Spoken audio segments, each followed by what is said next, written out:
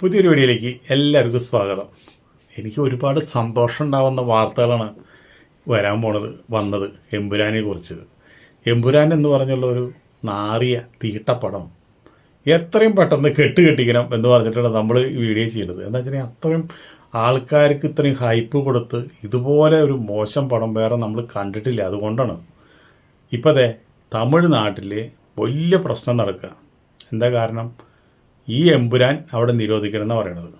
അതിന് ഇവർ പറയണത് എന്താ, ഒരു ഡാം, ഈ പടത്തിലൊരു ഡാം ബോംബ് വെച്ച് പൊളിക്കണമെന്ന് പറയുന്നുണ്ട്. ആ ഡാം മുല്ലപ്പെരിയാറാണെന്നാണ് അവർ പറയണത്. അങ്ങനെ അവരുടെ അത്രയും ഇമ്പോർട്ടൻ്റ് ആയിട്ടുള്ള ഒരു മുല്ലപ്പെരിയാർ ഡാം ഇതുപോലെ പറഞ്ഞ് കേട്ട് കഴിഞ്ഞാൽ, പേര് മാറ്റിയിട്ടുണ്ട്, അതവിടെ ഇരിക്കട്ടെ, ഞാനൊന്നും പറയണില്ല. എന്നിരുന്നാലും അത് പൊളിക്കണം എന്ന് പറഞ്ഞുകൊണ്ട് അങ്ങനെ ഒരു സിനിമ ഇറങ്ങിയിട്ടുണ്ടെങ്കിൽ ആ സിനിമ ഒരു കാരണവശാലും തമിഴ്നാട്ടിൽ കളിക്കാൻ പാടില്ല. അവിടുത്തെ രാഷ്ട്രീയ പാർട്ടികളൊക്കെ ഇപ്പോൾ സമരത്തിന് ഇറങ്ങിയിരിക്കുക.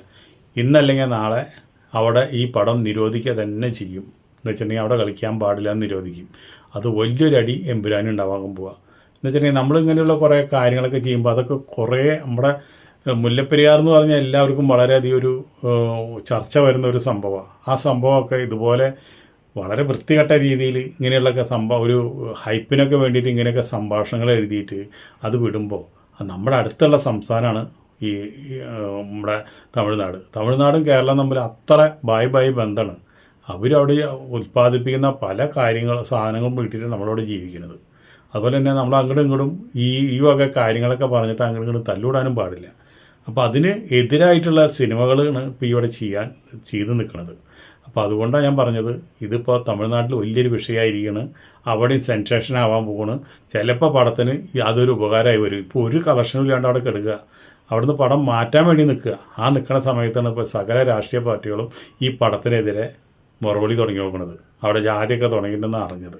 അപ്പോൾ അതുകൊണ്ട് ആ പടം അവിടെയും സെൻസേഷനായിട്ട് അവിടെയും ചിലപ്പോൾ കളക്ഷൻ വളരെയധികം കൂടാം. ഏറ്റവും കുറവുള്ള കളക്ഷനുള്ള സ്ഥലമാണ് അവിടെ ഏറ്റവും അധികം കൂടാം. അപ്പോൾ ഈ പടത്തിൻ്റെ ഒരു തലവിധി ഞാൻ ആലോചിക്കണേ, ഒരാഴ്ചയ്ക്കുള്ളിൽ പെട്ടിയിലാക്കി തിയേറ്ററിന് വിടേണ്ട ഒരു പടമാണത്. ആ പടം ഇവിടുത്തെ സെൻസേഷൻ കഴിഞ്ഞ് ഇവിടെ എല്ലാവരും അടിച്ച് കയറിക്കൊണ്ടിരിക്കുക. ഇപ്പോഴും ഹൗസ്ഫുള്ളായിട്ട് പടം കളിച്ചുകൊണ്ടിരിക്കുക. ഈ ഒരു ഒറ്റ വെട്ടിനും ഈ ഒരു ബലാസംഗത്തിനും ഒരു പരിപാടി ഇങ്ങനെ ഒരു കേസും ഉണ്ടായിൽ ആ പരിപാടി ഇപ്പോൾ പകുതി മുക്കാൽ ആൾക്കാരും കണ്ടു കഴിഞ്ഞു. അത് കഴിഞ്ഞിട്ടിപ്പോൾ ഇനി കുറേ ആൾക്കാർക്ക് ആ പരിപാടി ഇനി ഉണ്ടോ എന്ന് വിചാരിച്ചിട്ട് വീണ്ടും ആൾക്കാർ കയറുക. അപ്പോൾ ആ പരിപാടി വെട്ടിക്കളഞ്ഞു. അപ്പോൾ ആ പെട്ടി കളഞ്ഞതിൻ്റെ സെൻസേഷൻ വേറെ, 8 കട്ട് ചെയ്തതിൻ്റെ സെൻസേഷൻ വേറെ, സുരേഷ് ഗോപി ഇതിന് അനുകൂലമായി സംസാരിച്ചു എന്ന് പറയുന്നതിൻ്റെ സെൻസേഷൻ വേറെ, വലിയൊരു ടാങ്ക്സ് കാർഡ് സുരേഷ് ഗോപി കിട്ടുന്നുണ്ടായിരുന്നു, അതൊക്കെ എടുത്ത് മാറ്റാൻ പറഞ്ഞിട്ടുള്ള പ്രശ്നം വേറെ. സുരേഷ് ഗോപി മന്ത്രിയാണല്ലോ, അവരത് അപ്പം തന്നെ എടുത്ത് മാറ്റി. ഇങ്ങനെയുള്ള സെൻസേഷൻസ് വേറെ.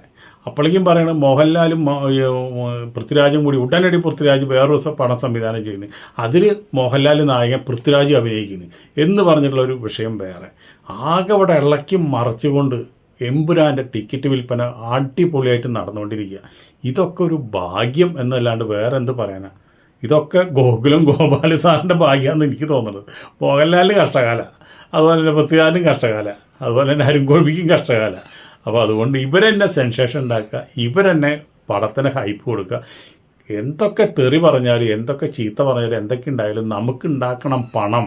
നമ്മൾ ഇറക്കിയ കാശ് പണം തിരിച്ചു വരണം, അതിൻ്റെ ലാഭം വരണം. അതിനു വേണ്ടി എന്ത് നാറി കളിക്കാനും ഇവരൊക്കെ തയ്യാറാണ്. കളിക്കട്ടെ.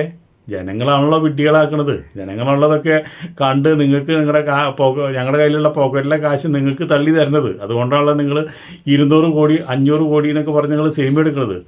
നടക്കട്ടെ. എന്തായാലും ഒരു കാര്യത്തിൽ സന്തോഷമുണ്ട്. ചത്ത് കിടന്നിരുന്ന സിനിമാ തിയേറ്ററൊക്കെ ഒന്ന് ഉണർന്നു. അവരൊക്കെ നന്നായി ഉണർന്ന് അവർക്ക് വലിയ സന്തോഷമാണ്. അങ്ങനെ നടക്കട്ടെ എന്ന് പറഞ്ഞുകൊണ്ട് ഈ വീഡിയോ ഇവിടെ നിർത്തുന്നു. അടുത്ത വീഡിയോയിൽ നമുക്ക് വീണ്ടും കാണാം.